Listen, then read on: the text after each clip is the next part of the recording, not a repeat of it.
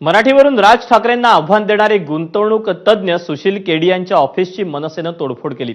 आता भाजप खासदार निशिकांत दुबेंनी केडियांपेक्षा जास्त जहरी भाषा वापरून ठाकरेंना चॅलेंज दिलं। मात्र राजू पाटील वगळता मनसेच्या इतर नेत्यांनी ठोस अशी प्रतिक्रिया दिलेली नाही। त्यामुळे भाजप खासदार निशिकांत दुबेंबाबत मनसेचा नेमका पवित्रा काय हे अजून कळू शकलेलं नाही।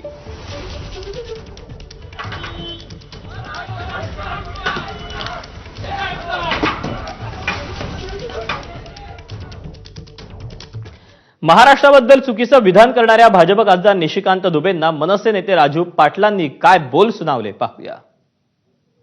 असे कुत्रे अनेक भुंकत असतात, आम्ही त्यांच्यावर लक्ष देत नाही। ते ज्या राज्याचं प्रतिनिधित्व करतात त्याच्यापेक्षा 10 पट जास्त जीएसटी एका वर्षात आपलं महाराष्ट्र राज्य देतो।